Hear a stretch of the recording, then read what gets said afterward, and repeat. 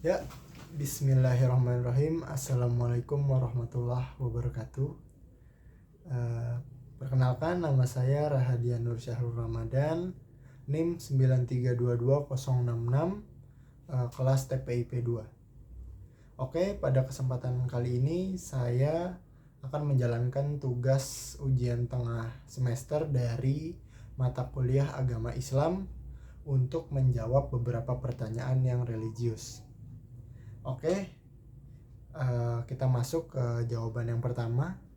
1.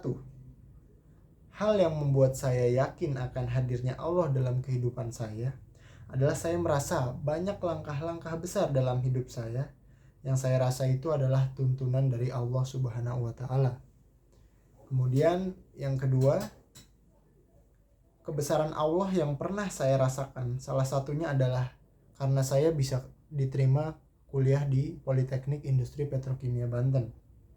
Entah bagaimana caranya, namun saya sangat merasakan hal-hal yang tidak biasa pada saat itu. Mulai dari latar belakang pendidikan saya, hingga cara saya mendapatkan info mengenai pendaftaran Politeknik Industri Petrokimia Banten. Dan itu menurut saya merupakan suatu peristiwa yang sangat membekas dalam hati saya. Yang ketiga, setiap saya dihadapkan dengan hal-hal yang sulit menurut saya senantiasa berserah dan tawakal kepadanya.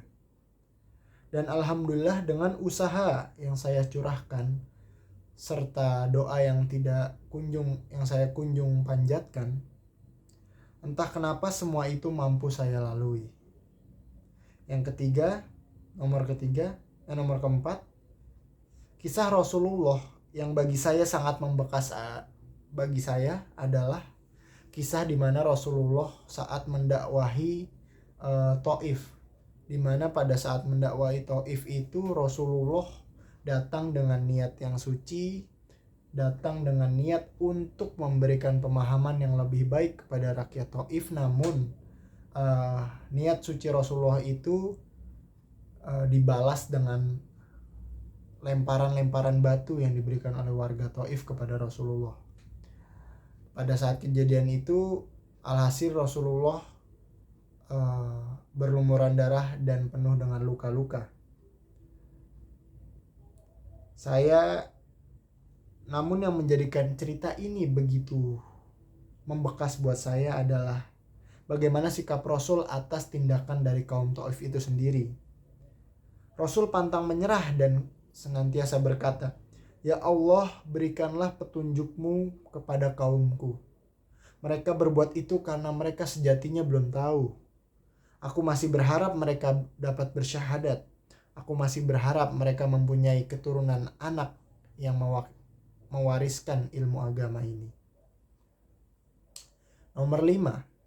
Jika saya bertemu dengan Rasulullah, saya ingin bertanya kepada beliau, "Kenapa ya Rasul, engkau tidak hadir mengiringi kami, di mana justru di zaman kamilah peranmu sangat diperlukan untuk mengingatkan insan-insan seperti kami yang tersesat pada era modern ini, di mana terlalu banyak hal yang kami tidak pahami mengenai agama ini ya Rasul."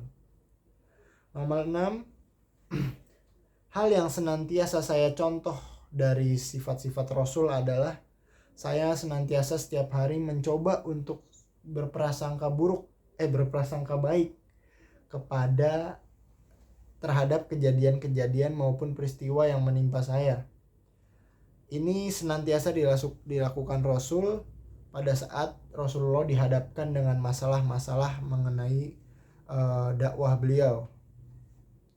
Yang ketujuh, saya bertekad untuk sukses dunia akhirat, yang dimana jika sukses di dunia, maka materi yang saya dapatkan akan saya gunakan untuk menabung amal di akhirat. Ini selaras dengan hadis yang diriwayatkan oleh Tirmizi yang berbunyi, "Khairun nasu anfa'uhum linnas." Sebaik-baiknya manusia adalah manusia yang bermanfaat buat manusia lainnya. Kemudian nomor 8, kebahagiaan versi saya adalah jika di dalam hidup kita senantiasa dihindarkan dari emosi-emosi negatif yang mengganggu pikiran serta jiwa kita, keresahan pikiran yang tidak bermanfaat, serta hal-hal lain yang tidak berguna untuk kita. Di mana dalam Islam kita juga diajarkan untuk berserah atau bertawakal. Tawakal ini adalah berserah kepada Allah, karena sejatinya kita perlu sadar bahwa manusia kita ini adalah makhluk yang lemah. Tidak seharusnya semua urusan di muka bumi ini harus kita pikirkan secara berlebih hingga membuat kita stres sampai kita lupa bahwa ini kita makhluk yang lemah. Karena sejatinya Allah senantiasa hadir dalam setiap langkah kita. Kemudian nomor 9, ayat yang senantiasa mengiringi saya dalam langkah kehidupan ini adalah Al-Baqarah ayat 286 yang berbunyi, A'udzubillahi minasyaitonirrajim, la yukallifullahu nafsan illa wus'aha, laha ma kasabat wa 'alaiha maktasabat. Rabbana wala tu'akhizna in nasina aw akhtana. Rabbana wala tahmil alaina isran kama hamaltahu 'alal ladzina min qablina. Rabbana wala tuhammilna ma la taqata lana bih wa'fu anna waghfir lana warhamna anta maulana fansurna 'alal qaumil kafirin. Yang dimana dalam kutipan di ayat ini yang berarti tidaklah Allah menguji suatu hamba jikalau suatu hamba itu tidak mampu untuk mendapatkan ujiannya itu. Karena ayat inilah saya senantiasa stay strong untuk menghadapi segala problematika hidup yang saya hadapi. Kemudian nomor 10, karena ayat Al-Baqarah yang tadi saya bacakan itu sudah menjadi pedoman bagi hidup saya. Secara sadar maupun tidak sadar, saya senantiasa menguatkan hati saya dan percaya bahwa ujian yang diberikan kepada saya itu bertujuan untuk menguatkan hati saya. Pastinya saya juga akan mampu untuk melaluinya dan menjadi kuat seiring berjalannya waktu. Mungkin itu saja yang bisa saya sampaikan. Semoga hasilnya dapat memuaskan Bapak Ibu. Al-insanu makanul hoto wanisyan, manusia adalah tempatnya salah dan lupa.